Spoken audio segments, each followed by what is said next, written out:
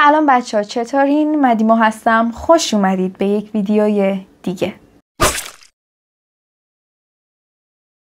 امروز قراره پرونده‌ای رو با هم بازگو کنیم که فراز و نشیبای زیادی داشت و بعد از گذشت 44 سال بالاخره حل شد، اما قاتلش یه جورایی قصر در رفت. کارلا جان واکر در 31 ژانویه سال 1957 در شهر فورت ورث که توی یکی از ایالت‌های تگزاس هستش متولد شد. کارلا توی خانواده پر جمعیتی بودش، به خاطر اینکه در کل 7 بچه بودن، 3 خواهر داشته و 3 برادر که اسم برادراش چارلز، استیو و جیمز بودش و اسم خواهراشم سینتینا، دایان و شارلین. اون 17 سالگیش توی دبیرستان وسترن هیل درس میخونده. انگار بچه خیلی محبوبی بوده، چون کلن از کودکیش هم بچه اجتماعی بوده، خیلی خوشقلب بوده، خیلی مهربون بوده، خصوصا حیوونا رو خیلی دوست داشته و به همین دلیل هم توی 17 سالگیش یکی از آرزوهاش این بود که وقتی درسش رو تموم کرده بره و دامپزشک بشه. از طرف دیگه ای توی خود مدرسهشون خیلی پرطرفدار بوده، انگار چیرلیدر بوده و تمام بچه ها هم دوستش داشتن و یکی از دوستای مدرسهش گفته بودش که توی مدرسه همیشه توی راهرو که میخواسته قدم برداره به همه بچه ها سلام میکرده، به خاطر اینکه کلا خیلی شخصیت محبوبی داشته. از طرف دیگه قدش انگار کلا 1 متر و 33 سانت بوده و خانواده‌اش گفته بودن که توی اون جثه کوچیکش یه شخصیت بزرگی وجود داشته و خانواده‌اش اونو به عنوان یه آدم خیلی خیلی جسور، دمدمی مزاج و خوشقلب توصیفش کرده بودن. کارلا توی همون دوران دبیرستانش با عشق زندگیش آشنا شده بود و تقریبا 1 سالی میشد که با هم توی رابطه بودن. اسم اون پسر رادنی مک‌کوی بودش. اونم خیلی توی مدرسهشون محبوب و معروف بوده، به خاطر اینکه بازیکن تیم فوتبال مدرسه بوده و خب کارلا هم چیر لیدر بوده، زبونم گرفت.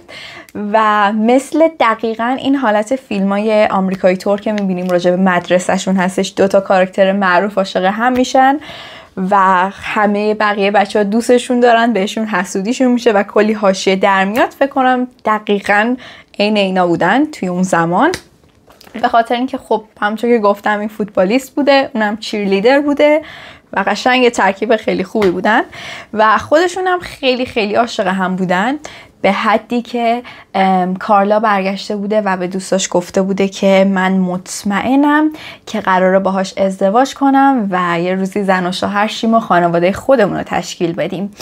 و اصلا از نظر دیگران هم کاملا عشقشون یه عشق واقعی به نظر میرسیده و همه چیز عالی بوده. حتی اونقدر همه چیز براشون اون موقع جدی بوده که رادنی برای کارلا یه حلقه خریده بوده به اسم اینکه حالا مثلا من بهت تعهد دارم و قراره بعد از اینکه تایم دبیرستانمون تموم شد یه روزی با هم ازدواج کنیم. و حتی اونا پلن ریخته بودن که بعد از اینکه دبیرستانشون تموم شد 2 تایی توی یه دانشگاه برن، چه بسا خونه خودشون رو بگیرن و همینطوری کم کم سعی کنن که خانوادهشون رو تشکیل بدن. یعنی موضوعشون در همین حد جدی بوده و حتی دوستاشون هم میگفتن اون 2 نفر مثل یه زوج رویایی هستن. 16 فوریه سال 1974 شنبه عصر بود که دبیرستان وسترن هیلز به مناسبت ولنتاین توی سالن مدرسه یه مراسم رقص برای بچه‌هاش تدارک دیده بود. مشخصا کارلا و رادنی قرار بود با هم توی این مراسم شرکت کنن. به هر حال اونا توی مدرسهشون معروف بودن به 2 کفتر عاشق و به غیر از اون اونا واقعا همدیگر رو دوست داشتن. پس قرار بود توی این مراسم عاشقانه با هم دیگه شرکت کنن. کارلا هم از حتی 1 روز قبل مراسم درگیر آماده کردن و خرید لباسش بود که در نهایت این لباس آبی آسمونی به همراه این تورای سفیدی که میبینین لباسی بودش که اون انتخاب کرده بود توی اون روز بپوشه. رادنی هم توی اون شب ماشین مادرش که یه فورد مدل سال 1969 بودش رو قرض گرفته بود که بره دنبال کارلا و با هم برن به سمت مدرسه. خلاصه رادنی راه میفته به سمت خونه کارلا. وقتی میرسن اونجا شروع میکنن با هم عکس گرفتن و بعد از اینکه عکساشون رو گرفتن راهی میشن به سمت مدرسهشون که ساعت حدوداً 9 شب بوده که اونجا میرسن. کلی توی مراسم خوش میگذرونن، میرقصن، با دوستاشون بگو بخند میکنن و حسابی اون شب بهشون خوش گذشته بوده و هیچ اتفاق عجیب یا رفتار عجیبی ببخشید ازشون سر نزده بوده و همه چیز کاملا نرمال و خیلی خوب پیش رفته بوده.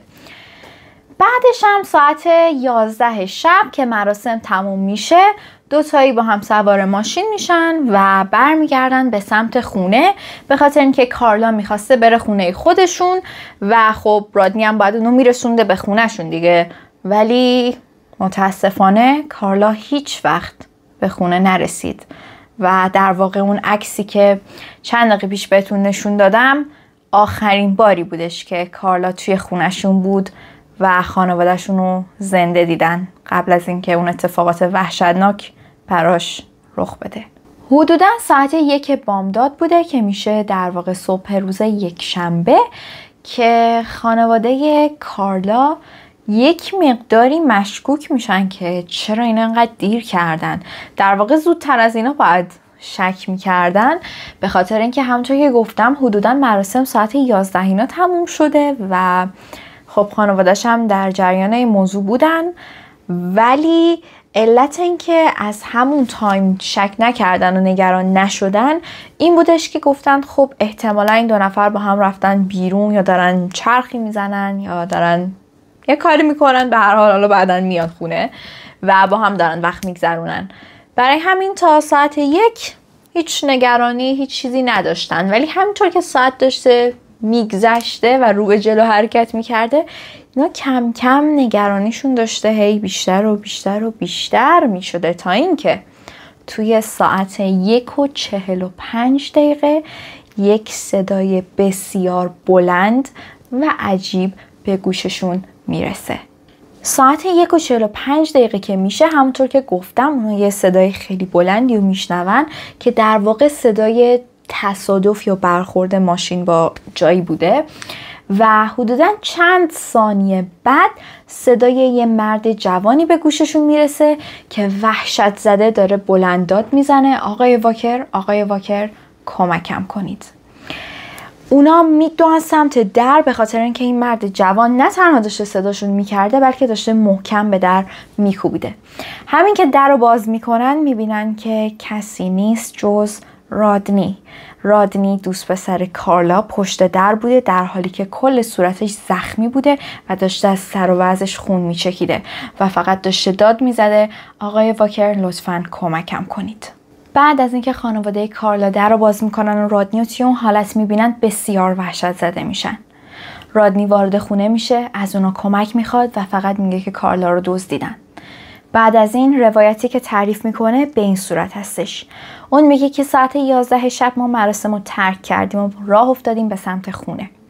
تو همین حین انگار گشنشون شده یا هرچی توی مغازه تاکو فروشی وای میستن، میرن غذا میخورن و بعد برمیگردن و به مسیرشون ادامه میدن. توی همین حین کارلا به خاطر اینکه دستشویی داشته وای میستن توی سالن بولینگ و رادنی توی پارکینگ اونجا ماشینشو پارک میکنه و منتظر کارلا میمونه. بعد از اینکه کارلا میاد و توی ماشین که نشسته بودن شروع میکنن به بوسیدن هم، توی همین حین رادنی جاشو عوض میکنه و میره میشینه بغل کارلا توی یه صندلی و کارلا هم صندلیشو میده عقب، کیفشو میذاره پشت سرش به حالت بالشت و همینطور در حال بوسیدن هم بودن تا اینکه یهویی یک نفر در واز میکنه و اسلحه میگیره به سمت رادنی. رادنی که حسابی وحشت زده شده بود و اصلا نمیدونسته که چه خبره، قبل از اینکه اصلا بتونه صحبت کنه اون فرد شروع میکنه به کتک زدن رادنی. اونقدر اونو کتک میزنه که همونطور که گفتم وقتی که وارد خونه خانواده کارلا شده بوده حسابی همه جاش زخم و زیلی بوده و ازش داشته خون میچکیده. رادنی میگه که اون فرد شروع کرد به کتک زدن من و بی هوا داشته منو کتک میزده، با اسلحه منو تهدید میکرده و شرایط خیلی اصلا یهویی و بسیار وحشتناک اتفاق افتاده. قبل از اینکه اینا وقت داشته باشن اصلا فکر کنن که چرا و اصلا چی داره میشه، طرف شروع کرده به کتک زدنشون و با اسلحه تهدیدشون میکرده. بعد انگار میخواسته که کارلا رو به زور از زیر رادنی بکشه بیرون و ببرتش و رادنی هم محکم کارلا رو گرفته بوده و اجازه نمیداده که اون فرد از زیر رادنی بکشتش و داشته سعی میکرده که از کارلا محافظت کنه و سر همین موضوع اون فرد عصبانی شده و اسلحه رو گرفته سمتش، شروع کرده به شلیک کردن. اما خب خدا رو شکر مثل اینکه بعد از 4-5 بار شلیک پیاپی متوجه شده که هیچ گلوله‌ای توی اون اسلحه نیستش و در واقع رادنی نجات پیدا کرده بوده از یه لحاظهایی.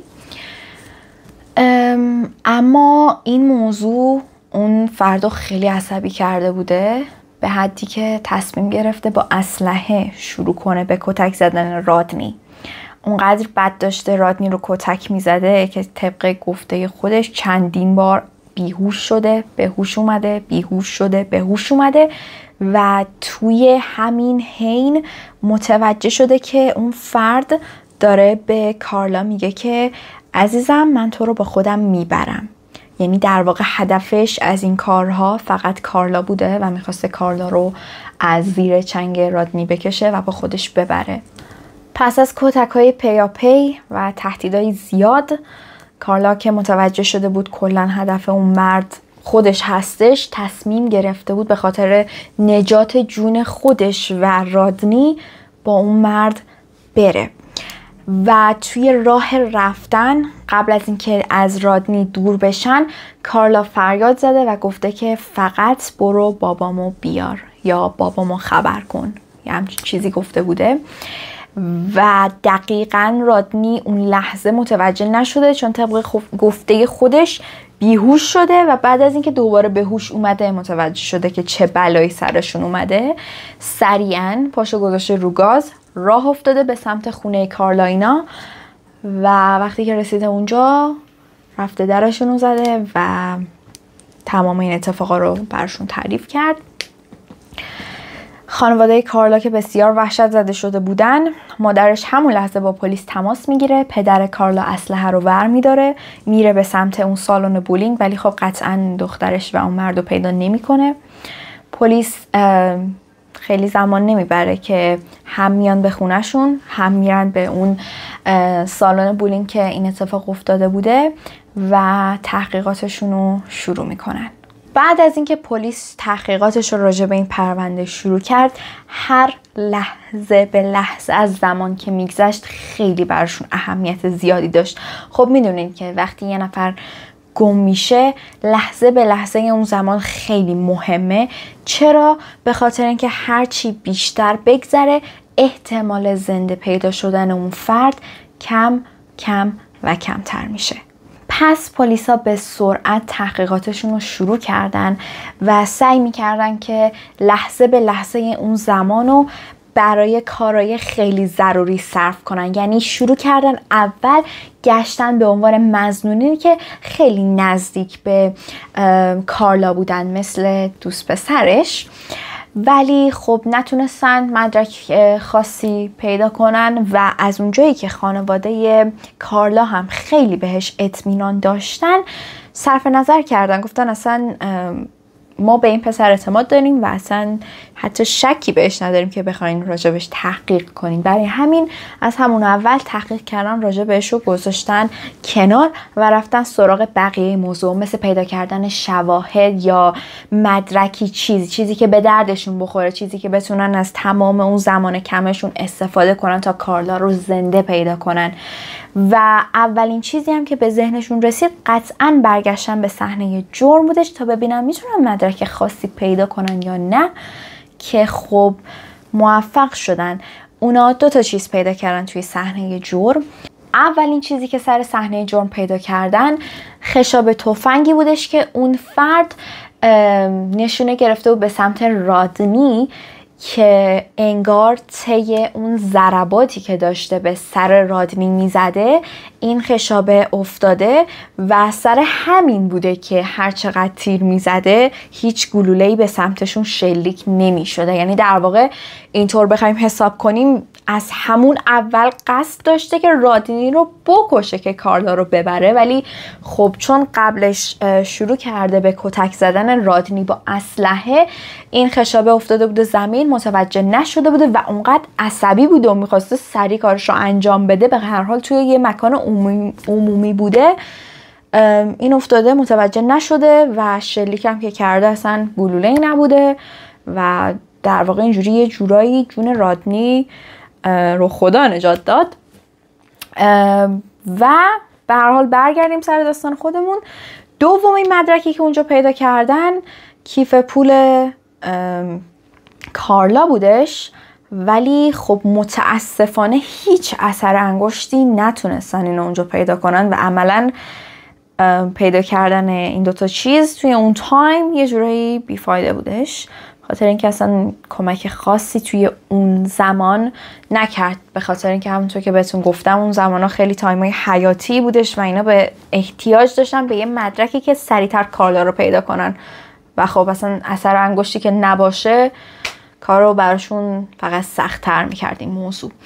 از سمت دیگه امید داشتن که رادنی چهره اون فرد رو به خاطر سپرده باشه و حالا بتونن بر اساس توصیفاتی که اون راجع به صورت اون فرد میکنه بتونن راحت تر پیداش کنن، اما اونم از اون جایی که هی بیهوش میشده بهوش میومده، بیهوش میشده بهوش میومده، هی داشته کتک میخورده و اصلا انقدر این حملات سریع بوده که خودش هم در واقع سورپرایز شده بوده طبق گفته خودش توی اون زمان، اصلا نتونسته طرفو ببینه دقیق، فقط یه توصیفاتی، اونم توصیفاتی که یه چیزایی تو ذهنش همون لحظه‌ای که به هوش میومده به صورت تار میدیده، یه همچین توصیفاتی به پلیسا دادن که بر اساس این توصیفات اونا تونستن تصویر یه همچین شخصی رو در بیارن که اصلا تصویر دقیق و کمک کننده‌ای هم نبوده. و علاوه بر توصیفای چهرهش از نظر حالا ظاهری و اینا هم گفته بوده که یه مردی بوده حدوداً با قد 180، کلاه کابوی داشته، موهاش فر و قهوه‌ای بوده و سفید پوست بوده و علاوه بر تمام اینها انگار لهجه روستایی محلی اونجا رو داشته. این تمام توصیفاتی بود که رادنی به پلیسا داد، ولی خب تمام این مدارک و شواهد و توصیفات و همه اینها نتونست به پلیسا کمک کنه که اون فرد رو پیدا کنن و تمام اون لحظات برای خانواده کارلا داشته سخت میگذشته، به خاطر اینکه منتظر دخترشون بودن، منتظر یه خبر بودن ولی هیچ خبری بهشون نمیرسیده، به خاطر اینکه نه تنها پلیس داشته سعی میکرده که کارلا رو سریعتر پیدا کنه توی این جستجو، بلکه افراد محلی، نزدیکان کارلا، خانواده‌اش، همسایه ها، کل اون محل، چون توی حتی تلویزیون و اینا خبراش هم میذاشتن، عکساشو گذاشته بودن، همه مردم بسیج شده بودن تا کارلا رو پیدا کنن و این جستجوی دیگه محدود نبوده به قسمت شهریشون، بلکه داشتن خارج اون شهر، جاهایی که مناطق جنگلی یا دریاچه ها، جاهای دورتر از شهر، بیرون شهر رو هم داشتن میگشتن همه با هم، ولی موفق نشدن کارلا رو پیدا کنن. از این موضوع یعنی از خبر گم شدن کارلا 2 روز گذشت و توی روز دوم بالاخره یه پیشرفتی توی این پرونده شکل گرفت، اما متاسفانه پیشرفتی بودش که هیچ کسی دلش نمیخواست پرونده از این طریق پیشرفت کنه، به خاطر اینکه پلیسا موفق شدن جسد کارلا رو بعد از گذشت 2 روز پیدا کنن. اونم توی یه دریاچه‌ای بوده، در واقع بهتر بگم توی یه جویباری بودش که نزدیک به یکی از دریاچه ها بود و حدوداً هم 30 کیلومتر با شهر فاصله داشته. خیلی خیلی دورتر از محل زندگیش بوده. علاوه بر تمام اینها جسد کارلا به صورت وارونه روی آب بوده، همچنان لباسش تنش بوده، اما بعد از بررسی که انجام دادن متوجه شدن که لباس زیر و جوراب شلواریش در آورده شده که طولی نکشید که کالبد شکافی مشخص کردش که بهش تجاوز هم شده. توی 20 فوریه سال 1974 که میشه 2 روز بعد از گم شدن کارلا که همونطور که یکم پیشتر بهتون گفته بودم جسد کارلا پیدا شده بود، توی کالبد شکافی هم متوجه شدن که بهش تجاوز شده و علاوه بر تمام اینها کل بدنش کبود بوده که حالا یا نشونه این بوده که داشته با اون طرف مقابله میکرده و یا اون طرف داشته کتکش میزده. علت مرگش خفگی اعلام شده. کل گردنش جای کبودی بوده و حتی جای رد دست یارو که داشته خفش میکردم روی گردنش مونده بوده. نتایج آزمایشی که اومده بود بیرون مشخص شد که انگار اون فرد بهش مورفین هم تزریق کرده بوده به خاطر اینکه یه مقدار آرومتر و مطیع‌تر بشه تا بتونه کارش رو راحت‌تر انجام بده. و موضوع بعدی که دقیقاً نتونستم متوجه شم چون چند تا جای مختلف چند تا اطلاع یعنی چند تا دیتای مختلف گذاشتن، این بودش که یکیش نوشته بود که یه منبعی توش نوشته بود که کارلا همون روز اول این بلاها سرش اومده و کشته شده و یه منبع دیگه توش گفته شده بودش که کارلا رو کل 2 روز طرف نگه داشته بوده و روز آخر کشته بودتش که این موضوع دقیقا متوجه نشدم که یعنی اصلا مشخص نشد که کدومش دقیقا درسته، چون طبق آزمایشایی هم که انجام دادن نتونسته بودن دقیق بفهمن که تایم مرگش کی بوده، که هرچند به نظر من اگه همون روز طرف کشته شده باشه کاملا قابل شناسایی هستش، ولی خب به هر حال بنابر دلایل نامشخصی موضوع هم نامشخص موندش. خیلی چیزای عجیب تری راجع به این پرونده است، مثلا اینکه این اتفاق توی یه مکان عمومی افتادش. این داستانی که کارلا رو اومدن و دزدیدن، یعنی دزدید طرف توی یه مکان عمومی بودش، یعنی هیچ کسی اینجا نبوده که ببینه یا بخواد یه کاری کنه یا تلاشی کنه یا پشت بیاد به اون طرف حمله کنه. خیلی خیلی موضوع عجیبی و گنگی بوده. هرچند بر اساس اتفاق و داستانی که خود دوست پسر کارلا هم تعریف کردش، انگار همه چیز خیلی سریع اتفاق افتاد. درسته که اتفاق زیادی افتاده تو چند ثانیه، حالا اومده زدتش، خشابه افتاده، با اسلحه زده، دوباره تهدید، بیهوش، اینا، ولی همشون تمام این اتفاقا انگار خیلی سریع افتاده. به هر حال جسد کارلا پیدا شد و کلن خانواده‌اش بعد از اینکه این خبر رو شنیدن داغون شدن واقعا، و پرونده هم تغییر کرد شرایطش. دیگه دنبال روبوده شدن یه دختر نبودن، یعنی دنبال فردی که این دختر رو دزدیده دیگه نمیگشتن. پرونده تغییر کرد و الان دنبال یه قاتل میگشتن و پلیسا خیلی نگران بودن به خاطر اینکه همونطور که گفتم این اتفاق توی یه مکان عمومی افتاده بود و پلیسا فکر میکردن که کسی که تونسته توی یه مکان عمومی این کار رو انجام بده احتمالاً بار اولش نبوده، یا اینکه حرفه‌ای بوده، یا اینکه بار اولش نبوده و قبلا این کار رو انجام داده بوده. و اگه نتونیم زودتر پیدا کنیمش چی؟ اگه توی این فاصله تا ما بگردیم پیداش کنیم این بلا رو سر یکی دیگه بیاره چی؟ یا اگه قبلا سر افراد زیادی این بلاها رو آورده باشه چی؟ پلیسا از تمام جوانب نگران بودن و داشتن تمام تلاششون رو میکردن که سریعتر اون فرد رو پیدا کنن. به چند نفرم مظنون شده بودن، چون گفتم که اطلاعاتی که دوست پسر کارلا داده بودش این بودش که کلاهای کابوی داشته، و لهجه داشته، ولی خب افراد زیادی که توی تگزاس زندگی میکنن این استایل رو دارن، برای همین نمیتونستن از این طریق وارد شن. یه چند نفر رو هم پیدا کردن، حتی ازشون تست دروغ سنجی و اینا که اصلا هم اعتبار نداره گرفتن، ولی نتونستن مدارک کافی پیدا کنن و رهاشون کردن. از سمت دیگه هم شرایط جوی به خاطر اینکه براشون خیلی سخت بوده و همونطور که گفته بودم مدارک هم کمتر بوده، نمیتونستن حتی اونایی هم که روشون خیلی شک داشتن و زیاد نگه دارن. و تنها چیزی که تونست کمکشون کنه یک مقداری همون اسلحه، یعنی همون خشابی بودش که سر صحنه جرم پیدا کرده بودن، چون تونسته بودن شناسایی کنن که این خشاب متعلق به چه اسلحه‌ای هستش. اون اسلحه انگار یه اسلحه خاصی بودش که کلاً توی اون شهر فقط 30 نفر اون اسلحه رو خریداری کرده بودن. شروع کرده بودن به تحقیق کردن، رفته بودن به تمام اسلحه فروشی‌های شهر و دونه دونه شروع کرده بودن سوال پرسیدن ازشون که این اسلحه رو به کیا فروختین، آیا کسی اومده که بگه مثلا خشاب این اسلحه رو گم کردم یا نه.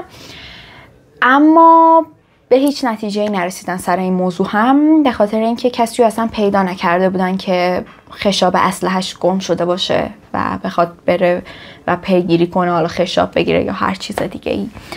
و این موضوع هم بیفایده موند براشون. سر همین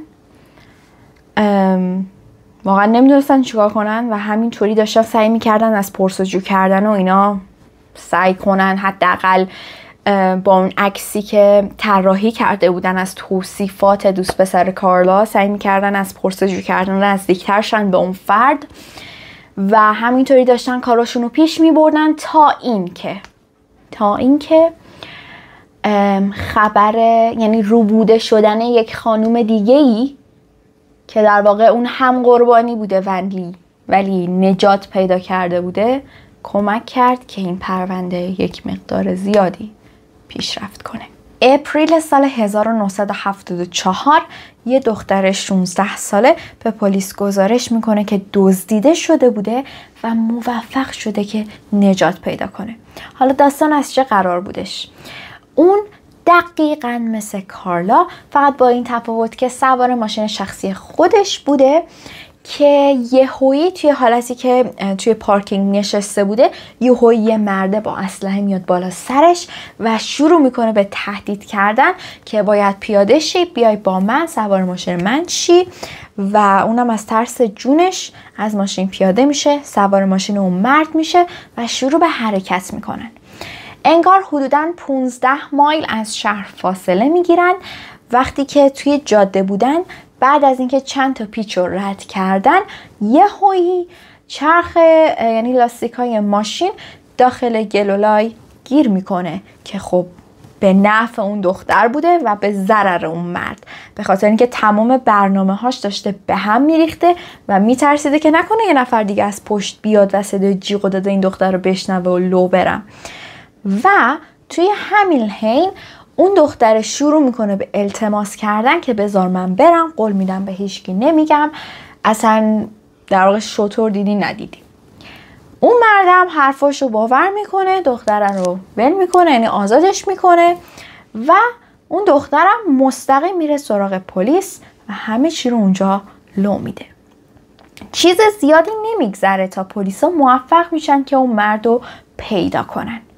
اون مرد کسی نبود جز تامی ری نیلند، یه مرد 24 ساله که در واقع همون موقع که دستگیرش میکنن بدون هیچ انکاری شروع میکنه به اعتراف کردن همه چی. میگه نه تنها این دختر رو بودم، بلکه 4 سال پیش چند نفر رو هم کشتم. شروع میکنه به تعریف کردن. اون میگه که من در واقع 3 نفر رو کشتم. 4 سال قبل توی سال 1970 زنی به نام نانسی میچل رو کشتم. سال 1972 2 نفر دیگر رو کشتم که یه دختر 17 ساله بود به نام مری جین هندی و یه پسر 15 ساله به نام رابرت گولمن. و میگه که این دزدیدم و هیچ چیزی برای پنهون کردن ندارم. بدون اینکه موضوع رو انکار کنه، بدون اینکه اصلا هیچ احساس خاصی نداشت، مستقیما همه چی رو اعتراف کرد. حتی چیزایی هم که لو نرفته بود هم شروع کرد اعتراف کردن و در واقع کاملا با پلیس رو بازی کرد. پلیس ها هم دیدن که پرونده و داستانایی که داره میگه خیلی شبیه اتفاقاتیه که برای کارلا افتاده. پس گفتن شاید کسی که کارلا رو کشته همین یاروه هستش و این شد که رفتن سراغ دوست پسر کارلا، چون اون تنها کسی بودش که حالا یه چیزایی از صورت اون طرف یادش مونده بود و میتونست خب شناساییش کنه. اونا دوست پسر کارلا رو صدا زدن و 5 تا عکس از 5 مرد مختلف که این مرد اسمش هم یادم رفت که تامی هم جزشون بودش رو گذاشتن جلوش تا ببینم بدون اینکه هیچ دیتایی بهش بدن این میتونه صورت اونو تشخیص بده یا نه. که خب همونطور که قبلا هم گفته بودم، از اونجایی که هی کتک خورده بود و بیهوش میشده، به هوش میومده و اصلا فرصت نکرده که صورت طرف رو ببینه، هیچ چیزی از صورتش یادش نبود. اما یه ایده ای داشت. به پلیسا گفتش که بیاین این 5 تا مرد رو بیارین، من چشمامو میبندم و بهشون بگید که این جمله رو تکرار کنن: من تو رو با خودم میبرم عزیزم. این جمله‌ای بودش که اون مرده اون موقع تکرار میکرده، در واقع هدفش کارلا بوده و این توی ذهنش حک شده بوده. پلیس این کارو میکنن، این 5 تا مرد از جمله تامی رو میارن و دوست پسر کارلا چشش رو میبنده و اونا شروع میکنن به گفتن این جملات و دقیقاً 1 نفر رو شناسایی میکنه که اون کسی نبود جز تامی. ولی مشکل اینجاست که بعد از اینکه پلیسا این موضوع رو با تامی در میون گذاشتن که اوکی تو این 3 نفر رو کشتی، این دختره رو هم دزدیدی، این دختره برات آشنا نیست؟ ما حس میکنیم که تو این دختر رو هم دزدیدی و در واقع کشتیش. این موضوع که پلیسا به تامی میگن، تامی شروع میکنه به انکار کردن و اصرار میکنه که این کار من نبودش. و این موضوع برای پلیسا خیلی عجیب بود، به خاطر اینکه تامی همون لحظه که دستگیر شد نه تنها آدم رباییه رو اعتراف کرد، بلکه شروع کرد به اعتراف کردن 3 تا قتل قبلیش که حتی هیچ شکی هم پلیسا روش نداشتن، یعنی اصلا اجباری روش نبوده که بخواد اونا رو اعتراف کنه. اون وقت چرا باید بیاد یهویی بگه که نه من اینو نکشتم، من این کارو نکردم؟ وقتی خیلی راحت خودش شروع کرده به اعتراف کردن، چرا روی این مورد نمیخواد بپذیره؟ برای همین این موضوع برای پلیسا خیلی بحث برانگیز بود و حتی تامی گفتش که اوکی حالا که شما باور نمی کنید، من یه مدرک محکم دارم. باورتون بشه یا نشه، تامی چی بود؟ تامی کشیش بوده. بله، تامی کشیش بوده و گفتش که توی اون تاریخ من توی یه شهر دیگه بودم که فاصلش خیلی خیلی زیادتر از شهری بودش که کارلا توش بوده.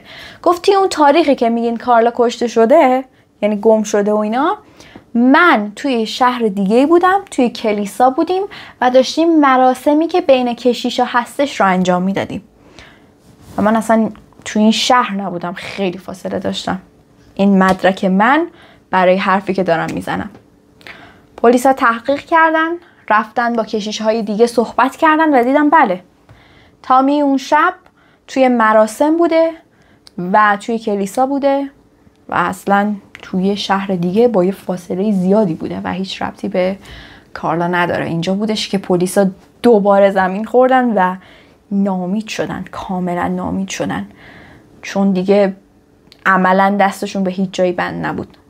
نه دیگه مظنونی داشتن، نه مدرکی داشتن، نه شاهدی داشتن، هیچی نداشتن. زمانم هی داشت میگذشت و خب هرچی زمان بگذره، اگرم مدرکی، شاهدی، چیزی باشه، اینا همه کم کم از بین میره و اینا همه بر علیه پلیسا بودش. در نهایت پس از جستجوهای بی نتیجه 3 سال گذشت از قتل کارلا بدون هیچ نتیجه‌ای، بدون هیچ شاهدی، مدرکی و حتی مسنونی. و این موضوع پلیسا رو خیلی ناامید کرده بود، تا اینکه بعد از 3 سال مردی به نام جیمی که یه مدت هم توی تنسی دستگیر بوده اومد و گفتش که آره من بودم که کارلا رو کشتم، من بودم که تمام بلاها رو سرش آوردم، آره کار من بوده، بیاین منو دستگیر کنید. پلیسا خیلی بهش شک کردن، شروع کردن به انجام بازرسی های پیاپی، سوال جواب کردن، بازجویی های بی هدف. همینطوری میخواستن ببینن میتونن مچشو بگیرن که یهویی بعد این هم مدت اومده داره یه ادعایی میکنه، همینجوری رو هوا داره حرف میزنه یا نه. همینجوری ازش سوالای عجیب غریب، سوالای با ربط یا بی ربط همینجوری شروع میکردن پرسیدن ازش، میخواستن ببینن تا کی میاد جلو، تا کی میتونه جواب سوالاشون رو بده، حالا چه سوال ربط داشته باشه چه نه. به خاطر چی؟ به خاطر اینکه مثلا میپرسیدن آره کارلا فلان چیز سنش بود یا نه، بعد یه سوال بی ربط میپرسیدن ببینن با اون دروغی که دارن میگن اینم خودشو وفق میده به موضوع یا نه، میخواستن ببینن راست داره میگه یا نه. و خب فکر کنم صندلی کجه، و خب مشخص شدش که داره دروغ میگه. فهمیدن که اون فقط داره صحبت‌هایی رو میگه، یعنی ادعاهایی رو داره اونجا تکرار میکنه که فقط و فقط رسانه‌ای شدن و هیچ چیزی از خودش نمیگه، هیچ چیز اضافه‌ای نمیگه، فقط داره صحبت‌هایی رو تکرار میکنه که پلیسا تصمیم گرفته بودن که توی تلویزیونی حالا روزنامه‌ای جایی این خبرها رو پخش کنن. همین، هیچ چیز بیشتری نمیتونست بگه، هیچ چیز کمتری نمیتونست بگه و کل صحبتش داشت حول محور همین موضوعی که خود پلیسا پخش کرده بودن میگشت و نمیتونست هیچ ادعای شخصی بگه از زاویه دید اون قاتل. یعنی یه سری از اطلاعات رو فقط پلیسا میدونستن و فقط خود اون قاتل میدونسته که این طرف نمیتونسته هیچ کدوم از اونا رو بگه. در نهایت پس از تحقیقات زیاد خود یارو مشخصا اومد اعتراف کرد و گفتش که آره من دروغ گفتم و پلیسا تحقیق کردن متوجه شدن که این بنده خدا کلا انگار مشکل روانی داره و از این لحاظه که اومده بود و شروع کرده بود به اعتراف کاری که اصلا نکرده. و این موضوع دوباره پلیسا رو از قبل ناامیدتر کرد و پرونده همچنان حل نشده باقی موند. سالها گذشت، سالها تبدیل شد به دهه و همینطور زمان داشت میگذشت بدون هیچ مدرکی. سالهای زیادی گذشت. برادر کوچیک کارلا تمام تلاشش رو توی این مدت داشت میکرد تا بتونه که قاتل خواهرش رو پیدا کنه. حتی بعد از اینکه فارغ التحصیل شد رفت و تصمیم داشتش که پلیس بشه که در نهایت بتونه کاراگاه بشه تا بتونه پرونده خواهرش رو حل کنه.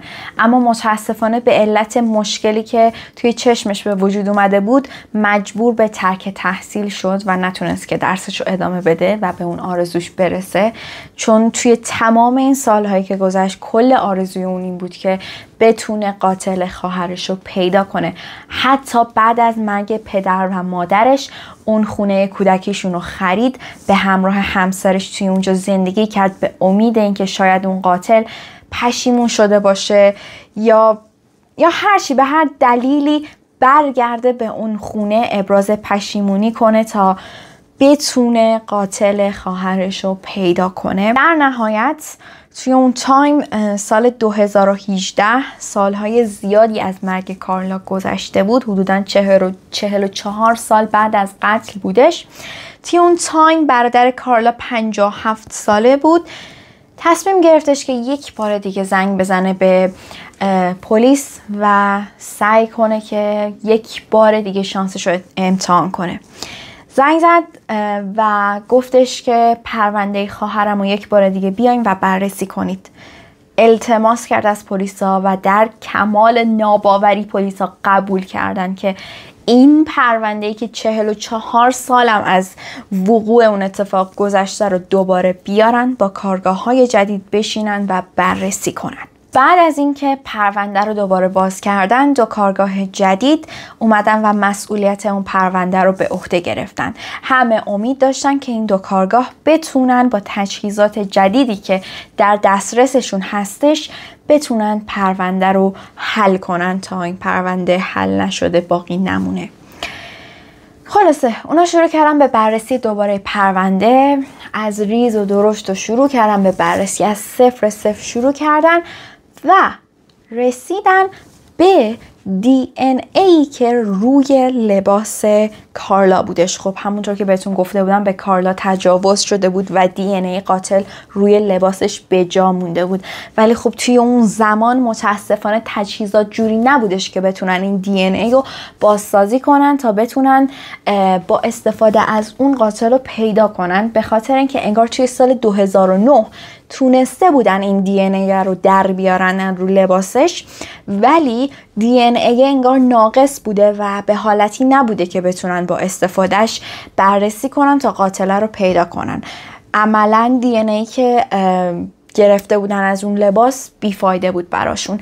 ولی توی سال 2018 به خاطر پیشرفت هایی که توی علم شده بود، این 2 کارگاه موفق شدن که DNA رو دوباره بازسازی کنن با استفاده از تجهیزاتی که داشتن. این 2 کارگاه جوان موفق شدن که DNA رو بازسازی کنن و تونستن DNA سالم قاتل رو از روی لباس کارلا بردارن و حالا وقتش بود که بررسی کنن ببینن که با کی قراره این DNA مچ بشه.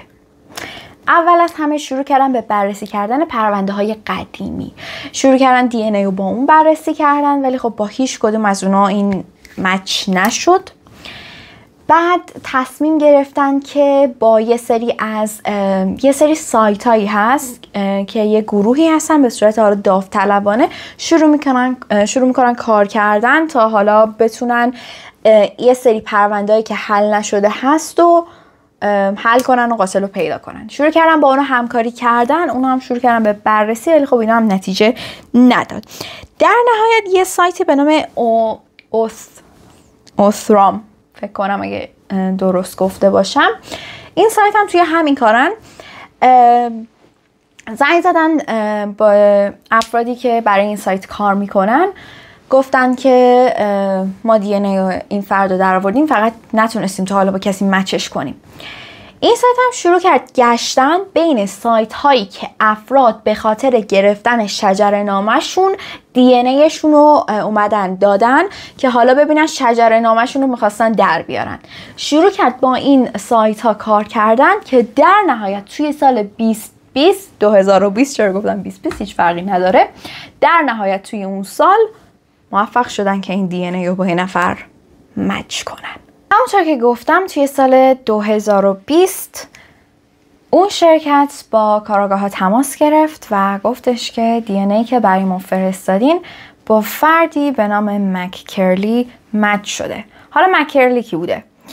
گلن ساموئل مککرلی یه مردی بوده که توی اون سالی که کارلا به قتل رسیده انگار یه فرد خیلی کسی بوده که ازش به عنوان یه آدم خوب یاد میکردن اون محل و همه انگار اون تایم مثلا دوستش داشتن. یه فرد خیلی خوبی بوده اون موقع و خونش هم انگار کلا 2 مایل از خونه کارلا فاصله داشته. توی اون سال 31 ساله بوده و اون خشابه یادتونه که سر صحنه پیدا شده بود، دقیقاً 30 نفر رو پیدا کرده بودن که رفته بودن و اون گان رو خریده بودن. این هم جز اون افراد بوده و چه بسا بهتره که بگم که این فرد رو هم بازجویی کرده بودن. حالا بذارید جلوتر بهتون میگم.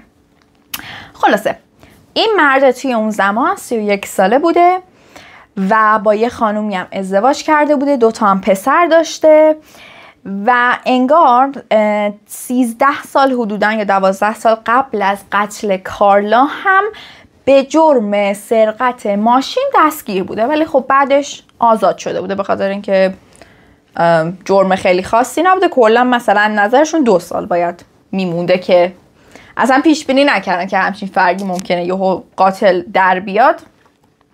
خلاصه توی اون سال زن و بچه داشته، زندگی داشته، به عنوان یه فرد خوب ازش یاد میکردن. شغل اصلیش راننده کامیون بوده، شبا میرفته میومده و سرش تو کار خوش بوده و کسی کار نداشته کلا از نظر خودش. بله داشتم بهتون میگفتم که ایشون رو برده بودن همون سالی که کارلا کشته شد، بردن برای بازجویی. علتش هم گفتم یه خشابی پیدا کرده بودن، کلا 30 نفر از اون گان خریده بودن، این فردم جزء اونا بوده و چه جالبه که بگن 1 روز قبل از مرگ کارلا رفته بوده و اون گان رو خریده بوده. حالا توی تایم بازجویی ایشون چی به پلیس گفته بوده؟ برگشته بوده که گفته بوده که من رفته بودم ماهیگیری و توی ماهیگیری یه نفر این گان رو از من دزدیده و پلیس گفتن اوکی یه نفر دزدیده باشه. اون شب کجا بودی؟ گفته که هیچی، من رفته بودم ماهیگیری، بعد رفتم سر کار شبم که راننده کامیونم، بعدم کل شب خونه بودم. متاسفانه چون که زن و بچهش توی اون تایم توی یه شهر دیگه ای بودن، کلا خانواده دیگه مثلا فامیلش اینا هم نبودن تو شهر، هیچ مدرکی کسی نداشته که بگه این بوده یا نبوده. سر همین موضوع پلیسا هم حرفاشو اون موقع باور کرده بودن و اون قصر در رفته بوده. بله متاسفانه. هی بگذاریم. اما به هر حال توی سال 2020 پلیسا یعنی اون شرکتی که باش تماس گرفته بودن گفته بودن که این دی ان ای مچ شده با این فرد. پلیسا هم میخواستن دوباره چک کنن که خودشون مطمئن شن و نمیخواستن هم به صورت مستقیم برن و دی ان ای فرد رو بگیرن. چیکار کردن؟ شروع کرده بودن به اینکه از هوای خونش رو داشته باشن، یعنی بشینن منتظر بمونن تا ببینن که کی این میاد آشغالاشو میذاره بیرون. آشغالاشو که برده گذاشته بیرون، از بین آشغالاش چیزی که فکر میکردن دی ان ایش روش باشه رو برداشتن، بردن آزمایشگاه تست کردن و بله مچ شد. دی ان ای این آقا با دی ان ای فردی که به کارلا تجاوز کرده بود و کشته بودش و دی ان ایش روی لباسش مونده بود مچ شد و خب قاتل پیدا شد. اما همچنان اونا نمیخواستن برن مستقیم قاتل رو دستگیر کنن. رفتن زنگش رو زدن، گفتن به این دلیل که در واقع ببخشید بهتره بگم که توی 10 دسامبر سال 2020 زمانی که این مرد 77 ساله بودش، رفتن زنگ خونش رو زدن، گفتن که فلان پرونده توی فلان تاریخ اتفاق افتاده، ما داریم تمام افرادی که این گان رو خریداری کرده بودن که کل این 30 نفر میشن، دوباره داریم دی ان ای هاشون رو میگیریم، بررسی میکنیم ببینیم کسی مچ میشه یا نه. اولش طرف کمی کمی تردید داشته و شک داشته که دی ان ای همو بدم یا ندم، بررسی کنن یا نکنن، اما در نهایت تسلیم شده. به هر حال اصلا هیچ کاری نمیتونسته کنه. بعدم که پلیسا بررسی کردن دوباره مثبت در اومده جواب و در نهایت توی 21 سپتامبر سال 2020 رفتن و ایشون رو دستگیر کردن. هنگام بازجویی شروع کرد به انکار کردن همه چی. اصلا گفت من این دختر نمیشناختم، اصلا من اونجا زندگی نمی‌کردم، اصلا این کیه، این چیه، اینا چیه، این وصله به من نمیچسبه. شروع کرد به انکار کردن همه چی. ولی کارآگاه ها گفتن بفرمایید ایشون دی ان ای شما، اینم دی ان ای که روی لباس زیر کارلا پیدا شده بود، اینم نشونه و مدرک این که مچ این دوتا با هم، یعنی شما همون آدم مزخرفی بودی که این بلا رو سر ایشون آوردی. دهنش بسته شد، کاملا لال شد و قبول کرد، یعنی نمیتونست در بره از زیرش، کار خودش بود باید قبول میکرد. و همونطور که گفتم در نهایت اون اعتراف کرد. داستانی که تعریف کرد به این صورت بود. گفتش که اون شب 11مین سالگرد ازدواجمون بود. همسرم شهر رو ترک کرده بود رفته بودم بیرون، مشروب خورده بودم و داشتم دنبال یه دختری میگشتم تا بهش تجاوز کنم. عملاً و مستقیما این موضوع رو گفتش که همطوری داشتم میگشتم تا اینکه کارلا رو دیدم و گفتم این همون دختریه که من باید با خودم ببرم. همونطور که دوست پسر کارلا تعریف کرده بود شروع میکنه به حمله کردن. اون رو میزنه، کارلا رو از ماشین به زور میکشه بیرون، میبره توی کامیونش، بهش تجاوز میکنه و در نهایت توی اون دریاچه رهاش میکنه. جویبار بود، بله، توی اون جویبار رهاش میکنه و بعدم به زندگیش ادامه میده، انگار نه انگار که هیچ اتفاقی افتاده و اصلا کاری کرده. جالبه که بدونید وقتی که دادگاهش اجرا میشه میزنه زیر همه چی، با اینکه همه چی بر علیهشه میزنه زیر همه چی و میگه من هیچ کاری نکردم. دوباره میزنه زیر همه چیز و میگه من هیچ کاری نکردم، من بیگناهم، من فلانم. ولی خب مدارک زیاد بوده. توی دادگاه دومش شاهد میارن و شاهد کسی نبوده جز دوست پسر کارلا، دوست پسر سابقه کارلا، که تمام اتفاقاتی که افتاده اونم در واقع توی یه بخش اصلیش که اومده کارلا رو اون دزدیده اونجا حضور داشته. اون به عنوان شاهد میاد، شروع میکنه به تعریف کردن همه چیز. این اتفاق توی یعنی این دادگاه توی سال 2021 اتفاق میفته که اون موقع دوست پسر سابق کارلا 60 سالش بوده. به عنوان شاهد اونجا حضور پیدا میکنه، تمام اتفاقا رو دوباره بازگو میکنه و توی اون زمان قاتل که میبینه هیچ راهی برای فرار دیگه نداره، دوباره ادعای خودش رو تغییر میده و میگه که میخوام دوباره اعتراف کنم و من قاتلم. دقیقا اینطوری بودش که فکر کنم دیده دیگه نمیتونه دوباره فرار کنه از زیر کاری که انجام داده، ترجیح میده که کلا بیخیال شه و همه چیزو دوباره گردن بگیره. در نهایت دادگاهش کلا 3 تا دادگاه براش برگزار میکنن، چون که نظرش رو خیلی سریع عوض کرده. یعنی از اون حالتی که من بیگناه هم در اومده بود و سریع اعتراف کرد و دوباره بعد از اینکه دوست پسر سابق کارلا رو به عنوان شاهد آوردن، دیگه راه فراری نداره، شروع کرد به اعتراف کردن. خیلی سریع حکمش صادر میشه و حکمش هم حبس ابد بودش که کلاً 77 سالش بود. خیلی ابدیتی براش معنی نمیده، چرا که اون یعنی 2 سال بعد توی 15 مارچ سال 2023 توی زندان سر هیچی به علت کاملا طبیعی جونش رو از دست میده و به درک واصل میشه. نمیدونم چی بگم، پرونده خیلی عجیبی بود. نمیدونم واقعا به سزای اعمالش رسید یا نه. واقعا خیلی خیلی خیلی پرونده عجیبی بود. و قسمت دردناکش هم اینه که توی تایمی که قاتل پیدا شده و پدر و مادر کارلا از دنیا رفته بودن و هیچ وقت متوجه نشدن که قاتل دخترشون پیدا شد.